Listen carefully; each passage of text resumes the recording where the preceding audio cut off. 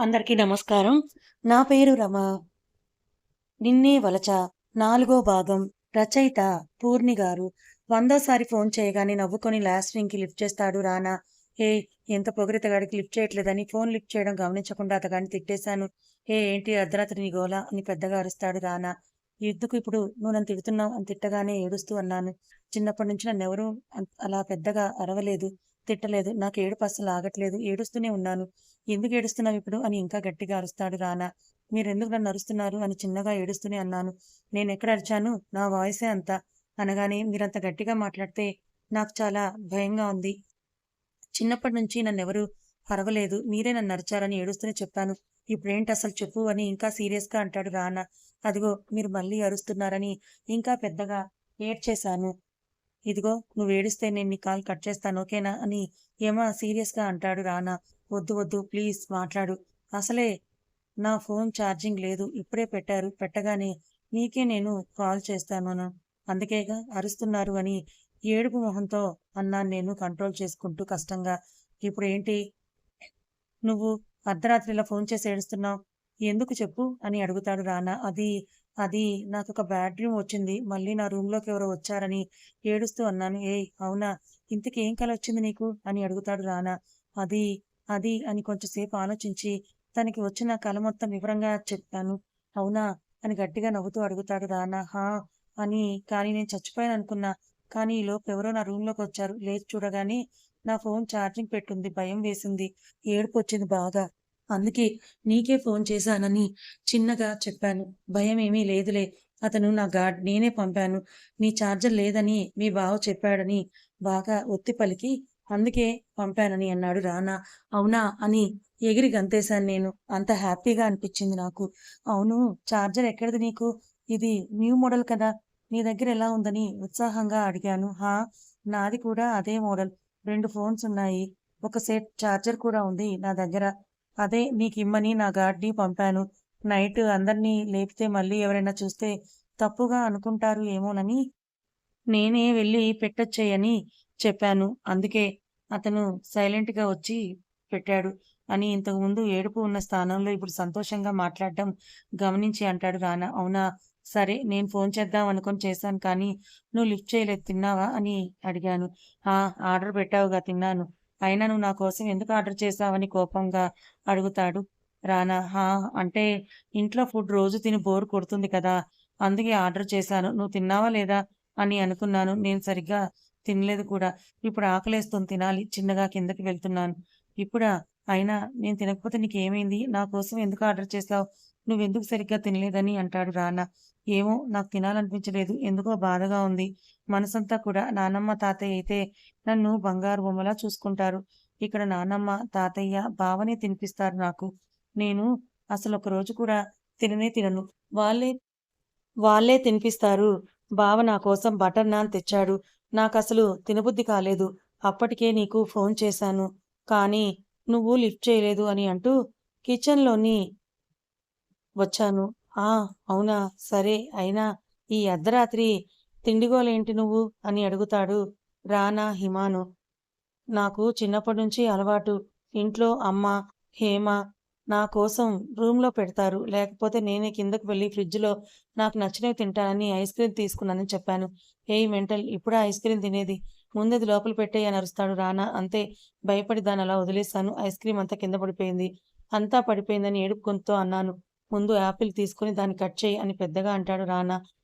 సరే అని అతను చెప్పగా వెంటనే అలాగే అని కట్ చేశాను. చేశానని చెప్పాను. ఏది వీడియో కాల్ చెయ్యి. చూస్తానని వీడియో ఆన్ చేస్తాడు. రానా నైట్ ఎప్పుడు స్లీవ్‌లెస్ టీ షర్ట్, షార్ట్సే వేసుకుంటాను. బయటెప్పుడు నార్మల్ డ్రెసెస్, లెగ్గిన్ టాప్స్ వేస్తాను. వాటి మీద చున్నీ మస్ట్ అండ్ షుడ్‌గా వేస్తాను. ఎప్పుడూ నేను నా పద్ధతులు వదులుకోను. ఆన్ చెయ్యాలా? వద్దా? అని మనసులో అనుకుంటూనే తర్జన భర్జన పడి ఎలాగో నాకు కాబోయే మొగుడేగా అతగాడిని కాకపోతే ఈ జన్మలో నేను ఇంకెవరిని పెళ్లి కూడా చేసుకోను అనుకుని కాల్‌ని లిఫ్ట్ చేశాను. ఏంటి కాల్ లిఫ్ట్ చేయడానికి ఇంతసేపా? అని అంటాడు రానా. ఆ! అంటే నేను నైట్ డ్రెస్‌లో ఉన్నాను. లిఫ్ట్ చెయ్యాలా? వద్దా? అని అనుకున్నాను. చివరికి నాకు కాబోయే భర్తవే కదా! అని లిఫ్ట్ చేశానని నవ్వుతూ చెప్పాను. అబ్బో! సర్లే గానీ త్వరగా యాపిల్ తిని పాలు వేడి చేసుకొని తాగు. నేనుంటున్నాను అని అన్నాడు రానా. నో మాట్లాడని గారంగా అన్నాను. ఏంటి పడుకోనివ్వవా నన్ను? అరవకుండా తినేసి, పాలు తాగేసి నోరు మూసుకొని పడుకో అని చెప్పి కాల్ కట్ చేస్తాడు రానా. అదేంటి ఇలా కట్ చేశాడు? అయినా నాతో చాలాసేపు మాట్లాడాడనుకుని అతగాడు చెప్పినట్టే పాలు కాద్దామని వెళ్ళాను. కానీ ఎప్పుడన్నా వంటగదిలోకి అడుగు పెడితేనే కదా తెలిసేది. చెయ్యి కాల్చుకొని మరీ అతగాడు చెప్పాడని పాలు కాచి తాగి చెయ్యి మంటగా ఉండడంతో ఐస్ క్యూబ్ తీసుకొని చేతికి పెట్టుకుంటూ వెళ్ళి పడుకున్నాను. బొజ్జ ఫుల్‌గా ఉంది. అలాగే అతగాడు నా పట్ల చూపించే కేర్‌కి ప్రశాంతంగా అతని తలుపులతో నిద్రపోయాను. మెంటల్‌ది అనుకుని నవ్వుకుని అసలేంటిది నేను తనతో ఇంతసేపు మాట్లాడాను. అసలు ఈ అమ్మాయికి బుద్దే లేదు అని తిట్టుకుంటూ నిద్రపోతాడు రానా. పొద్దున్నే లేవగానే చెయ్యి కాస్త మంటగా అనిపించింది. వెంటనే నానమ్మ వచ్చి అయ్యో! ఎందుకే నీకు ఇదంతా? నన్ను లేపొచ్చు కదా! ఎందుకిలా చేతిని కాల్చుకున్నావు అని అంటూ వెన్న తెచ్చి నా చేతికి రాసి తగ్గిపోతుందిలే అని నానమ్మ అనగానే వెంటనే ఫోన్ తీసుకొని good morning, have a nice day అని మెసేజ్ చేసి ఫోన్ చేతిలో పట్టుకొని బయటకి వచ్చాను. బావ నేను కలిసి అలా జాగింగ్‌కి వెళ్తాం. వెళ్ళేటప్పుడు బైక్ మీద వెళ్ళి, వచ్చేటప్పుడు నడుచుకొని వస్తాం. ఆ ప్రదేశంలో వాక్ చేయాలంటే అదృష్టం ఉండాలి. పెద్ద బ్రిడ్జ్ కింద అంతా నీళ్లు ఎంత స్వచ్ఛంగా ఉన్నాయంటే వాటి కింద ఉన్న ఇసుక చాలా క్లియర్‌గా కనపడుతుంది. అలాగే చుట్టూ పెద్ద పెద్ద మొక్కలు ఎంత అద్భుతంగా ఉంటుందో. బావ నేనలా వాక్ చేస్తూ ఉంటాము. నువ్వు ఒక వీడియో తీ అని బావకి ఫోనిచ్చాను. ఏయ్! చార్జర్ పంపాడా నీ ఫ్రెండ్ అని అడుగుతాడు. అక్షయ్ ఆ! నిన్న నైటే పంపారు అని అన్నాను. అవునా! నేనప్పటికి ఫోన్ చేసి 2 గంటలు మాత్రమే అయింది. ఇంత త్వరగా ఎలా పంపాడు? గ్రేట్ ఫ్రెండ్ అంటున్నాడు బావ. చాలా హ్యాపీగా అనిపించింది. ఫ్రెండ్ కాదని చెప్పాలనిపించింది. ఫస్ట్ డాడ్, మమ్మకి చెప్పాక చెప్పాలి అనుకుని, సరే నువ్వు స్టార్ట్ చెయ్యి అని హెయిర్ అంతా క్లిప్ పెట్టుకొని వదిలేయడంతో గాలికి బాగా ఎగురుతూ ఉన్నాయి. అవి సరిచేసుకుంటూ ఉన్నాను. ఫుల్ గ్రీన్ అనార్కలి డ్రెస్ కావడంతో అటు ఇటు నడిచి రౌండ్‌గా తిరిగి లాస్ట్‌కి వెళ్ళి బ్రిడ్జికి ఆనుకొని నిలబడ్డాను. బావ అయితే నువ్వు ప్రిన్సెస్ లాగా ఉన్నావని అంటూ బాగా పొగిడాడు నన్ను. వెంటనే దానికి పచ్చందనమే పచ్చదనమే అనే సాంగ్ పెట్టి వెంటనే స్టేటస్ పెట్టేశాను. అతగాడికి పెడదాము అనుకోని కూడా ఆగి ఇంకా ఆన్‌లైన్‌లోనే రాలేదనుకోని వెంటనే అక్కడి నుంచి చాలా దూరం నడుచుకుంటూ వచ్చాము. నాకైతే మా పెళ్లి ఫోటోషూట్, ప్రీ వెడ్డింగ్ ఫోటోషూట్ ఇక్కడే చేయించుకోవాలని నేను మైండ్‌లో ఫిక్స్ అయిపోయాను. ఎంత బావుంటుందో ఇక్కడ అని అనుకుంటూ మొత్తం తిరుగుతూ, నడుస్తూ ఉన్నాను. అతగాడేంటి ఇంకా ఆన్‌లైన్‌లోకి రాలేదు. పాపం 4:30 దాకా నాతో మాట్లాడుతూనే ఉన్నాడు కదా! లేవలేదేమో నేనే చేస్తాను వేకప్ కాల్ అనుకుంటూ కాల్ చేశాను 3 సార్లు ఎత్తలేదు. నాలుగోసారి లిఫ్ట్ చేసి బిజీగా ఉన్నా పెట్టేయి తర్వాత చేస్తానని కాల్ కట్ చేశాడు నాన్న. అబ్బో! అంత బిజీ ఏంటో అసలు అతగాడు ఏం చేస్తాడు? చదువుతున్నాడా? జాబ్ చేస్తున్నాడా? అని అనుకుంటూ బావనొదిలేసి నేను నడుస్తూ వెళ్ళిపోతున్నాను. హేయ్! ఆగు హిమ అని పిలుస్తూ ఏంటి నన్నలా వదిలేసి వెళ్ళిపోతున్నావని వెనక వస్తున్న బావని చూస్తూ అదేమీ లేదులే బావ పద అని అంటూ ఇద్దరం కలిసి నడుస్తూ ఉన్నాం. నానమ్మ కాల్ చేసింది. ఊర్లో ఎక్కువ తిరగకుండా ఉండు అని నేను నీకు చాలా సార్లు చెప్పాను దిష్టి తగులుతుంది. త్వరగా వచ్చేయండి అని అంటూ నానమ్మ అనడంతో సరే వచ్చేస్తున్నా అని కాల్ కట్ చేశాను. పద నానమ్మ రమ్మని కాలొచ్చింది అని అంటూ బావతో అనగానే ఆగు గౌతమ్ బైక్ తెస్తాను అన్నాడు. అక్షయ్ చెప్పాడు. సరే మనం నడుస్తూ ఉందాం రాగానే వెళ్దామని చెప్పి బావతో రిటర్న్ నడుస్తున్నాను. గౌతమ్ రాగానే నేను ఎక్కేసొచ్చాను. బావకేదో వర్క్ ఉండడంతో నేనొచ్చేసాను గౌతమ్‌తో. గౌతమ్ ఫుల్ ఇన్నోసెంట్ మాట్లాడితే రిప్లై ఇస్తాడంతే.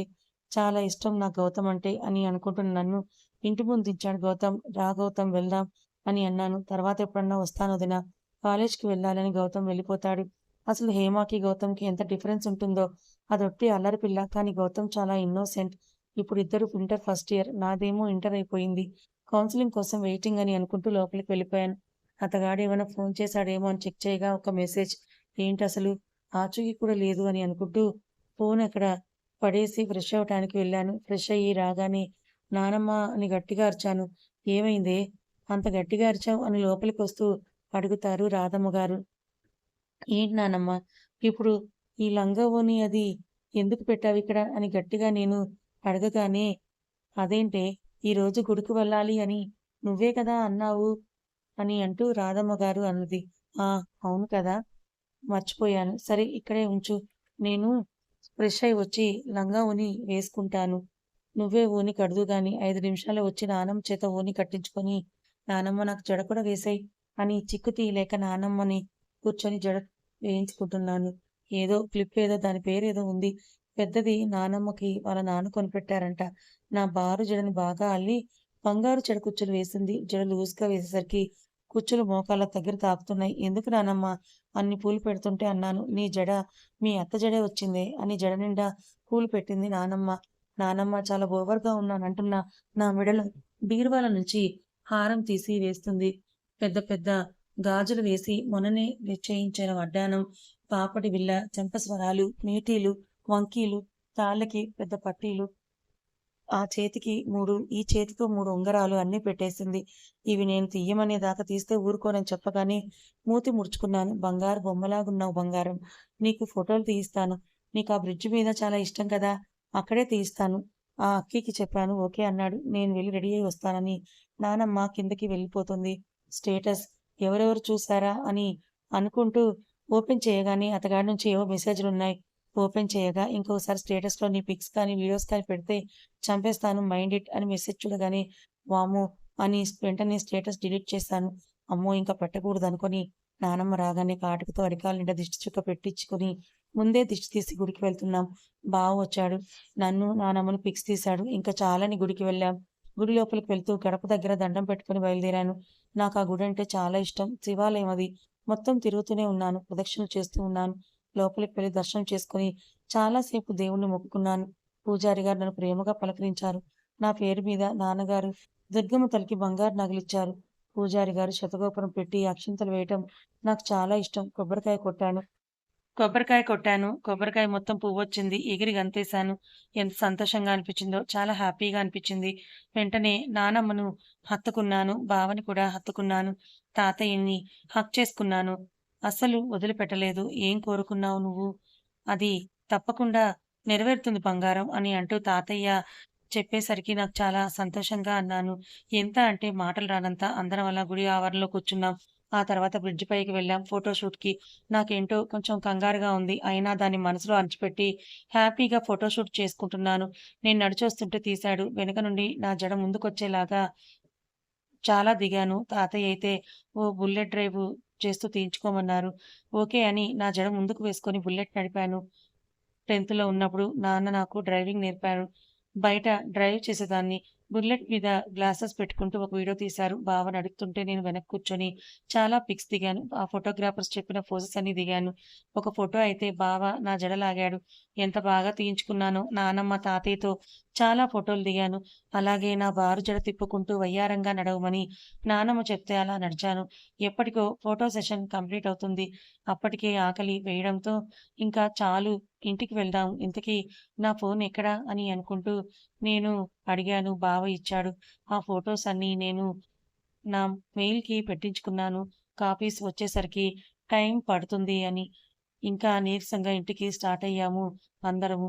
మేమంతా జీప్‌లో వస్తుంటే బావ బుల్లెట్ వేసుకొని మా వెనకొస్తున్నాడు.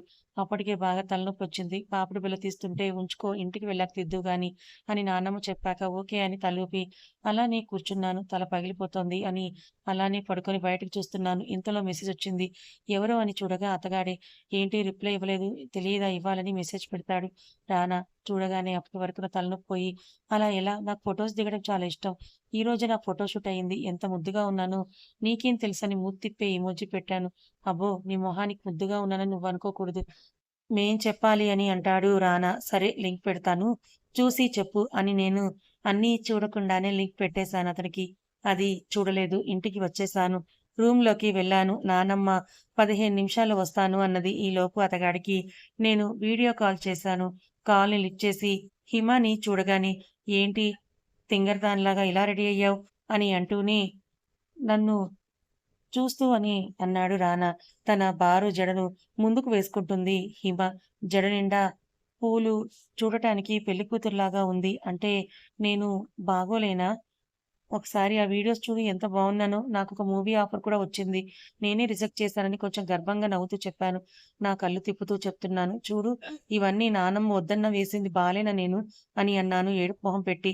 నా మొహం అలా ఉంటే చాలా బాగా నచ్చింది. ఎంత ముద్దుగా ఉందో అనుకోకుండా ఉండలేకపోయాడు రానా. తన మొహాన్ని అలానే చూస్తూ ఉంటాడు. చిన్నప్పుడు వాళ్ళ అమ్మ పెళ్ళికి ఎలా అయితే దిగిందో అచ్చం అలానే ఉన్న హిమని చూస్తూ ఉంటాడు రానా. నిజంగా బాలేదా నేను? అని ఏడుపు మొహం పెట్టేశాను. బాలేదనేసరికి బాగా ఏడుపొచ్చేసింది. వచ్చేస్తుంది. ముక్కు ఎర్రగా అయిపోయింది. ఇంకా కన్నీళ్లు కూడా వచ్చేస్తున్నాయి. కష్టంగా వాటిని ఆపుకుంటూ చూస్తూ ఉన్నాను. ఏయ్! ఎందుకే అలా ఏడుస్తున్నావు? బానే ఉన్నావులే కోతిలాగా. నవ్వు ఇప్పుడు అని అంటాడు రానా. ద నిజంగా అంత బావున్నానా? కానీ నాకు బాగా తలనొప్పొచ్చేస్తోంది. ఇలానే గుడికి తీసుకొని వెళ్ళింది మా నానమ్మ. చెప్తే వినిపించుకోలేదు. బాగా తలనొప్పొస్తోంది నాకు. చూడు క్లిప్ చూడు ఎంత టైట్‌గా ఉందో అని అంటూ వెనక్కి తిరిగి నా జడని చూపిస్తూ ఉన్నాను. మళ్ళీ ఈ హెవీ వర్క్ లంగా, ఓణి ఎంత హెవీగా ఉందో తెలుసా? నానమ్మ వచ్చేదాకా ఇలాగే ఉండమని చెప్పింది. నీకు చూపిద్దామని నేను ఇలాగే ఉంచుకున్నాను. బాగా తలనొప్పి, బాడీ పెయిన్స్ కూడా. నానమ్మ రా త్వరగా నా వల్ల కావట్లేదు. త్వరగా రా అని పిలుస్తున్నాను. వస్తున్నా బంగారు అని పైకి వస్తారు రాధమ్మ గారు. ఏంటి బంగారు కొంచెం సేపుండు దిష్టి తీయడానికి అన్నీ తీసుకొస్తున్నానని లోపలికొస్తున్న రాధమ్మ గారంటారు. నానమ్మ నాకొద్దు గాని ఇదిగో నీ మనవడు ఫోన్ మాట్లాడని ఫోనిచ్చి నేను నగలన్నీ తీసేస్తున్నాను. మనవడా రానా బాబేనా అని ఫోన్ చూడగానే నా మనవడు భలే ఉన్నాడు. మీ ఇద్దరు ఈడు జోడు చాలా బావుంటుంది బాబు అని నవ్వుతూ అన్నారు రాధమ్మ గారు. నేను మీకు ఎలా తెలుసు అని ఆశ్చర్యంగా అంటాడు రానా. మా బంగారం చెప్పింది. తనకి నువ్వు మొదటి క్షణంలోనే నచ్చావట. మా బంగారు అసలు ఒకరిని ప్రేమిస్తుందంటేనే వినటానికి నాకే చాలా ఆశ్చర్యంగా ఉంది. కానీ నువ్వు తనని బాగా తిడతావు, కోపడతావంట కదా! చిన్నప్పటి నుంచి మేమెవరూ ఒక్క మాట కూడా అనకుండా పెంచాం తనని. అది గారాబం కాదు. ఒక్కరోజు కూడా ఒక్క మాట అనే అవకాశం ఎవరికీ రాలేదు. అంత బంగారం మా అమ్మాయి. ఇంకేంటి బాబు భోజనం అయ్యిందా? అని అంటూ మాట్లాడుతూనే చూసుకోకుండా బ్యాక్ కెమెరాకు ఫోన్ని పెట్టేస్తుంది ఆవిడ రాధమ్మ గారు. అప్పుడే ఓణీ తీసి గాజులు, ఉంగరాలు తీస్తూ ఉంటుంది హిమ. నానమ్మ ఈ హుక్స్ రావట్లేదని దగ్గరకొస్తున్న హిమని చూడలేక వర్కుంది బామ్మగారు. మళ్ళీ చేస్తానని కట్ చేస్తాడు రానా. ఫోటో లింక్ వద్దు. చూడకూడదని అనుకుంటూనే చూసేశాడు రానా. తనలో తన అమ్మ కనపడుతూ ఉంటే అన్నీ చూస్తూ ఉంటాడు. బుల్లెట్ నడుపుతూ కళ్ళజోడు పెట్టుకుంటున్న హిమను చూసి ఎందుకు అప్రయత్నంగా రౌడీ బేబీ అని అనుకుంటాడు రానా. వెంటనే ఆ లింక్ అంతా ఫోటోగ్రాఫర్‌కి పెట్టి ఆల్బమ్ చేయించి, రేపటికి కావాలని మెసేజ్ చేసి, వెంటనే రాక్‌లో ఉన్న ఆల్బమ్ తీసుకొని ఓపెన్ చేస్తాడు రానా. నవ్వుతూ ఉన్న తల్లి మొహం చూస్తూ ఏదో తెలియని బాధ ఇన్నాళ్లు వెంటాడుతూ ఉంది అని అనుకుంటూ ఫోన్ చూస్తాడు. గుడిలో తనకి తెలియకుండానే వీడియో తీస్తున్నట్టు తెలిసిపోయింది. ఏం చేస్తుందో చూడాలని అనుకుంటూ క్యూరియస్‌గా చూస్తూ ఉంటాడు రానా. ప్రదక్షిణలు ఎంత భక్తిగా చేస్తుందో అని అనుకోకుండా ఉండలేకపోయాడు రానా. లోపలికి వెళ్ళి చాలా సేపు దేవుణ్ణి మనస్ఫూర్తిగా కోరుకొని కొబ్బరికాయ కొట్టగానే సంతోషంగా కన్నీళ్లు పెట్టుకుంటూ ఉన్న తననే చూస్తాడు రానా. అప్పుడే మంచి కోరిక త్వరగా నెరవేరుతుంది అన్న మాటలు వింటాడు రానా. అప్పుడే సంతోషంలో అక్షయ్‌ని కూడా హత్తుకొని తాతయ్య, నానమ్మలకు ముద్దు పెట్టుకుని ఉండడం చూసి క్రేజీ గర్ల్ అని అనుకోకుండా ఉండలేకపోతాడు రానా. ప్రతి ఒక్క ఫోటో, వీడియో వదలకుండా అలా చూస్తూనే ఉన్నాడు రానా. వెంటనే అమ్మ ఫోటో తీసి వెంటనే బుచ్చికి పెట్టేసి ఫోటోస్ అన్నీ చూస్తూ ఉన్నాడు రానా. ఏంటే నీకేది చేతకాదు కానీ నా మనవడికి అన్నీ బాగా తెలుసు. ఇంతకేం చేస్తున్నాడో కనుక్కో అని చెప్పి డ్రెస్ చేంజ్ చేసుకోమని చెప్పి అక్కడి నుంచి వెళ్ళిపోతారు రాధమ్మ గారు. డ్రెస్ మార్చుకొని కిందకొచ్చాను. టీవీ చూస్తున్నా నా దగ్గరికి వచ్చి చిన్న పిల్లకి తినిపించినట్టు తినిపిస్తూ ఉంది మా నానమ్మ. తింటూ టీవీ చూస్తున్న నేను అప్పుడే బయట నుంచి వచ్చిన బావ వైపుకి తిప్పి, "ఏంటి మార్నింగ్ నుండి తెగ తిరుగుతున్నావు" అని అడిగాను. "ఏం లేదు ఊరికే. మళ్ళీ వస్తాను" అని చెప్పి అక్కడి నుంచి వెళ్ళిపోతాడు అక్షయ్. నానమ్మ నాకు భోజనం తినిపించగానే బయటికి వచ్చి మామిడి చెట్టుకు ఉన్న పెద్ద ఉయ్యాల్లో కూర్చొని చుట్టూ చూస్తూ ఊగుతూ ఉన్నాను. ప్రతిసారి వచ్చినప్పుడు ఒకలా ఉండేది. కానీ ఇప్పుడు మాత్రం అతగాడు నా ఊహల్లో విహరిస్తూ ఉన్నాడు అని అనుకుంటూ అలా ఆలోచిస్తూ చుట్టూ చూస్తూ ఉన్నాను. ఎవరివో 2 చేతులు వచ్చి నా కళ్ళని చుట్టేసుకున్నాయి. ఎవరో బాగా కనిపెట్టవచ్చు. కానీ నేను వాళ్ళని పలకరించాలని కూడా అనుకోలేదు. అందుకే ఏమీ మాట్లాడకుండా కామ్‌గా ఉన్నాను. ఏంటే అత్త నీ కోసం దిగొస్తే మాట్లాడకుండా బెట్టు చేస్తున్నావని చిరుకోపంగా అంటూ హిమ పక్కనే కూర్చొనంటారు పద్మగారు. నేనొచ్చి ఈ రోజుతో 2 రోజులవుతుంది. కానీ మీకిప్పుడు తీరిందని మూతి తిప్పుతూ అన్నాను. నా బంగారం మరేమో మా అత్తయ్య గారికి హెల్త్ సరిగ్గా లేదు. ఇప్పుడే వాళ్ళ కూతురు దగ్గరికి వెళ్తానంటే వాళ్ళ కారు ఎక్కించి ఇటు వచ్చాను నీకోసం అని నవ్వుతూ అంటారు పద్మగారు. సరేలే ఎలా ఉన్నావని అత్త ఒడిలో పడుకుంటూ అడిగాను. నేను సూపర్. నువ్వేంటి తగ్గిపోయావని అడుగుతారు పద్మగారు. నేను ఒకతనిపై మనసు పడ్డాను. బెంగతో ఇలా అయిపోతున్నానని నవ్వుతూ అన్నాను. అవునా ఎవరే అతగాడు అని అడుగుతారు పద్మగారు. చూపిస్తానులే. ఈసారి సెలవులకు తీసుకొస్తానని చెప్పాను. అలాగే బంగారు, నువ్వు ఇంటికి రా ఒకసారి. నీకోసం నీ అత్త ఒకటి తీసుకుందన్నారు పద్మగారు. ఆ! సరే వస్తానని చాలా సేపు నేను, అత్త మాట్లాడుకుంటూ ఉన్నాం. మర్చిపోయాను నేను ఈరోజు లంగావోణి కట్టుకున్నాను. ఫోటోస్ చూడని ఫోనిచ్చి కూర్చున్నాను. అత్త ఫోటోస్ అన్ని చూస్తూ చాలా బావున్నాయని అంటూ చెప్పింది. నేను గాల్లోకి ఎగిరిపోయాను.